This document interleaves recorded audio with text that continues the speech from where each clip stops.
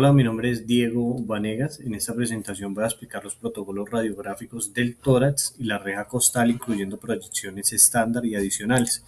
En primer lugar, las proyecciones estándar del tórax son la postero-anterior, conocida como PA, y la proyección lateral. Estas son fundamentales para los pulmones, el corazón y las estructuras óseas.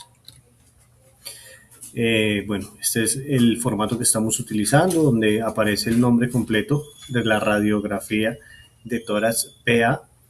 Tenemos aquí lo que es el posicionamiento, los criterios de evaluación y todos los parámetros que debemos utilizar. Entonces, en la proyección posterior-anterior de tórax, el paciente se coloca de pie con el tórax apoyado en el detector, los hombros hacia adelante, el mentón elevado, y se utiliza un rango como los que tenemos, pues utilizamos los parámetros que tenemos allí para poder realizar una excelente toma y pues al final tener un buen criterio de evaluación para que sea una buena imagen diagnóstica. En la proyección lateral, por otro lado, el paciente se ubica de lado con los brazos elevados, se utilizan valores similares a los que tenemos allí. Esta proyección permite observar estructuras que no se distinguen claramente en la PA, como el espacio retroesternal. Bueno, tenemos lo que es el tórax en UCI. En el caso de pacientes en unidad de cuidados intensivos se utiliza proyección anteroposterior con equipo portátil debido a la imposibilidad de la movilización del paciente. Aquí se ajustan los factores técnicos y la distancia. Aquí, bueno, en esta diapositiva puse lo que viene siendo la preparación del paciente, para que son valores que tenemos que tener en cuenta junto con los criterios de evaluación y demás. Tenemos lo que viene siendo entonces la reja costal. La parrilla costal o reja costal se refiere específicamente a las costillas, el esternón y las vértebras torácicas que forman el esqueleto torácico. Es indicada para elevar el número, característica y localización de fracturas costales. En cuanto a proyecciones adicionales, encontramos lo que vienen siendo las radiografías de esternón y columna torácica. Estas permiten una evaluación más específica de la reja costal. También tenemos proyecciones de costillas, esternón y columna torácica. En este caso, entonces, en la radiografía de costillas es importante tener en cuenta la técnica respiratoria. Para visualizar las costillas superiores se utiliza inspiración, mientras que para las inferiores se emplea expiración. Además, se puede realizar proyecciones oblicuas para evitar la superposición de las estructuras. Además tenemos entonces lo que viene siendo la radiografía de esternón. Generalmente se utiliza una proyección oblicua para evitar la superposición con la columna vertebral, lo que permite una mejor visualización de la estructura. Aquí tenemos, igual que en las otras, el debido posicionamiento, los criterios de evaluación, los parámetros, la incidencia del rayo central y la indicación de por qué es enviada este tipo de estudio. En conclusión, la correcta aplicación de los protocolos radiográficos del tórax es fundamental para obtener imágenes de calidad diagnóstica, permitiendo una adecuada evaluación de estructuras anatómicas, facilitando la identificación de posibles patologías, posibles fracturas o algún mal que aqueje a nuestro paciente. De antemano, muchas gracias por su atención. Hola, muy buenas tardes. Mi nombre es Luz. Hoy les vengo a hablar sobre las radiografías de abdomen y de columna cervical. Iniciamos con abdomen, con la proyección anteroposterior. En esta tenemos al paciente de cúbito supino sobre la mesa, los brazos estirados a lo largo del cuerpo, piernas extendidas sin rotación del tronco. En casi todas las de abdomen usamos una distancia foco detector de 1 metro, es 115 centímetros, tamaño del chasis de 35 por 43, un kilovoltaje que varía de 70 a 85 y un miliamperaje que varía entre 20 y 50. La dirección del rayo central, pues el punto de entrada es de 2 a 5 centímetros por encima de las crestas ilíacas. Si nuestro paciente es muy alto, entonces se centra a nivel del ombligo. Esa se indica para la evaluación general del abdomen, sin detección de cálculos urinarios, obstrucción intestinal o masas abdominales. En la proyección en bipedestación, pues tenemos el paciente en bipedestación con la espalda apoyada sobre el detector, los brazos están por fuera del campo y un peso distribuido en ambos pies. Esta está como criterio de evaluación, pues que se debe visualizar correctamente el diafragma completo, un abdomen completo visible, una columna centrada y una buena diferenciación de estructuras por un buen manejo de contraste. En la proyección de cúbito lateral izquierdo con rayo horizontal, pues el paciente está de cúbito lateral izquierdo, las rodillas están ligeramente flexionadas, los brazos fuera del campo, la espalda apoyada y sin rotación. Tenemos que el rayo central tiene como punto de entrada 5 centímetros por encima de las crestas ilíacas. Esta está indicada para la detección de aire libre intraperitoneal u obstrucción intestinal.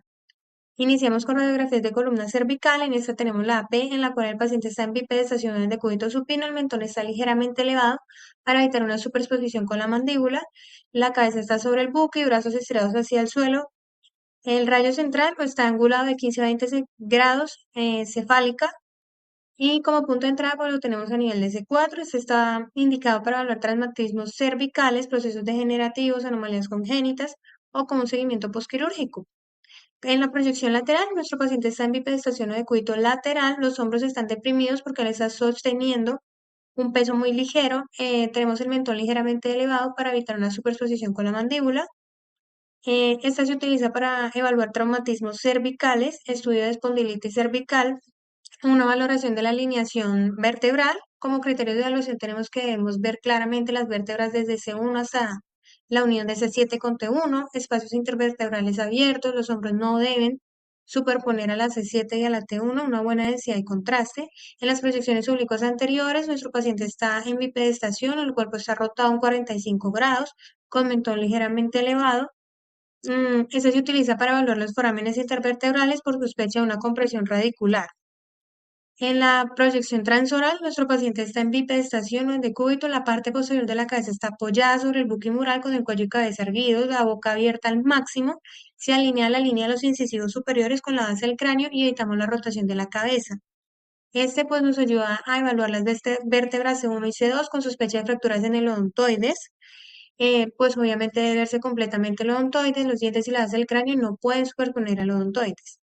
En la proyección dinámica de hiperextensión, nuestro paciente está en bipedestación con la cabeza inclinada hacia atrás lo más posible, con los hombros deprimidos. Está indicado para evaluar la movilidad cervical, la detección de la inestabilidad vertebral. Y en la de hiperflexión, entonces nuestro paciente igual está en bipedestación, pero con el cuello y cabeza inclinados hacia adelante lo más posible. Como punto de entrada del rayo central tenemos la C4, que es el cartílago tiroides, y se visualizan correctamente las vértebras desde C1 hasta C7T1. En la proyección del nadador tenemos el paciente en bipedestación o decúbito lateral, se realiza desde una proyección lateral, el brazo derecho está por encima de la cabeza y el izquierdo está extendido a lo largo del cuerpo, cuello y cabeza inclinados lo más erguidos posible. Nuestra dirección de rayo central es perpendicular, pero puede ajustarse ligeramente de 3 a 5 grados caudal y como punto de entrada de la C7 a la T1 se utiliza para evaluar la región torácica o por sospecha de fracturas. Eso es todo, muchas gracias. Buenas tardes, mi nombre es Mayrena Barreto. Voy a explicar la radiografía de columna dorsal. Como proyecciones encontramos anteroposterior o AP, el paciente se posiciona de cúbito supino o en bipedestación con el plano sagital alineado al centro del detector. Kilovoltaje de 70 a 80 kilovoltios y el amperaje que se usa es de 20 a 40. El examen se indica por dolor dorsal o sospecha de fracturas, evaluación de deformidades, puede ser cifosis o escoliosis, entre otras. Entre los criterios de evaluación, una columna que esté centrada, sin rotación, que se pueda visualizar desde la T1 a la T12, apófisis espinosas alineadas y una buena penetración ósea. Proyección lateral, entonces el paciente se ubica de la misma manera, pero en este caso es de cúbito lateral o bipedestación y los brazos elevados. Kilovoltaje de 80 a 90 kilovoltios y miliamperaje de 40 a 80 miliamperios. Se indica también pues, para hacer una evaluación de perfil vertebral, sospecha de fracturas, valoración de la alineación y espacios intervertebrales, deformidades, en fin. Criterios de evaluación, superposición de las costillas posteriores, espacios intervertebrales que sean visibles, no haya rotación, entre otras. Como proyección adicional tenemos una oblicua de PA, o sea, posterior anterior. El paciente se posiciona semiprono, puede ser posición de nadador o en bipedestación, pero con oblicuidad de 45 grados. El plano sagital del paciente se ubica paralelo y alineado a la línea media de la mesa con el eje central del buquimural. Kilovoltios, entonces de 70 a 80 kilovoltios y miliamperaje de 20 a 40. La indicación es para evaluar las articulaciones costovertebrales y visualización de estructuras ya laterales de los cuerpos vertebrales. Entre los criterios de evaluación se deben ver claramente visibles las articulaciones interapofisiarias y el tejido blando. Para un test de escoliosis encontramos proyección AP vertical, paciente en bipedestación, de igual manera el plano sagital se mantiene paralelo y alineado al eje vertical del buquimural. Los miembros superiores van a permanecer ubicados a los lados del cuerpo. Se le pide al paciente que suspenda la respiración mientras se realice la toma del examen. Kilovoltaje de 75-85, miliamperaje de 30 a 50. Se indica también pues para la evaluación y el diagnóstico de la escoliosis, una valoración de asimetrías o desviaciones laterales de la columna, entre otras.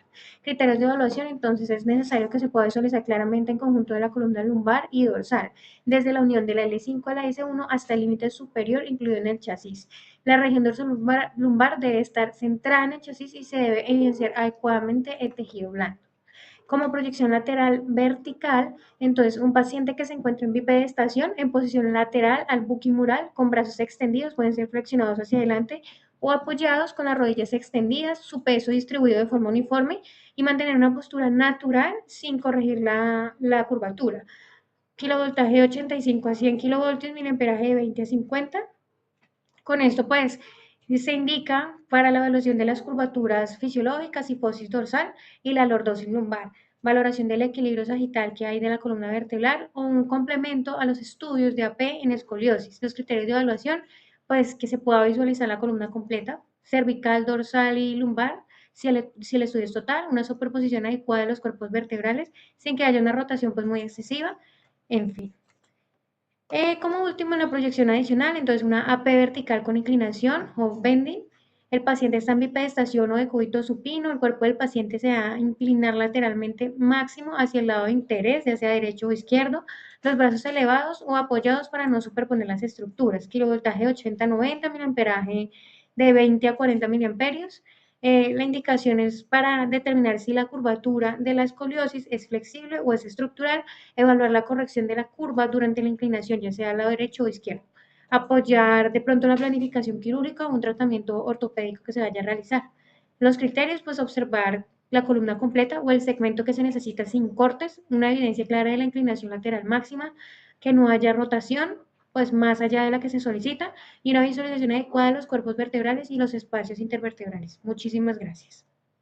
Saludos, Eduardo Steven Bermúdez, y a continuación voy a realizar la exposición de radiografía de columna lumbar sacroilicosis. Proyección de columna lumbar. Posicionamiento. Paciente en decúbito supino, con rodillas y caderas flexionadas para reducir lordosis lumbar. Indicación: traumatismos, postoperatorio y en afecciones crónicas. Idealmente deben de tomarse en posición erguida, sin traumatismos, para obtener una visión funcional. Criterios de evaluación: se muestran los cuerpos de las vértebras lumbares, las articulaciones intervertebrales, apófisis, espinosa y transversas articulación. Según en el sacro, el R1 debe incluirse desde aproximadamente T11 hasta el sacrodistal. Proyección lateral de columna lumbar. Posicionamiento.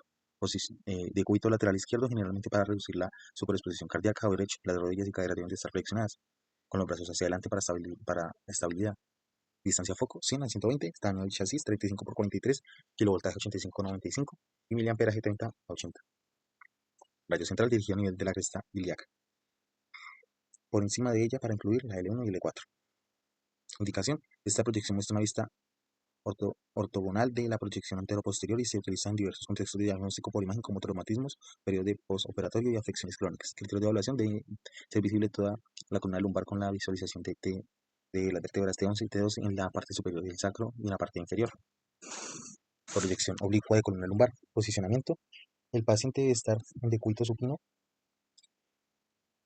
oblicuo posterior o prono oblicuo anterior, rotada aproximadamente 45 grados. Radio central: dirigir radio central perpendicular a la tercera vértebra lumbar, determinar si la curva escoliótica es flexible o estructural, evaluar la corrección de la curva durante la inclinación lateral derecha e izquierda, apoyar la planificación quirúrgica o tratamiento ortopédico. Indicación: evaluación de criterios de evaluación. Toda la columna lumbar debe ser visible desde la T12 L1 hasta la L5 S1. Superexposición de las escotaduras ciáticas mayores, las facetas articulares superiores y las placas terminales superiores e inferiores. Esto indica que se logra una verdadera lateralización.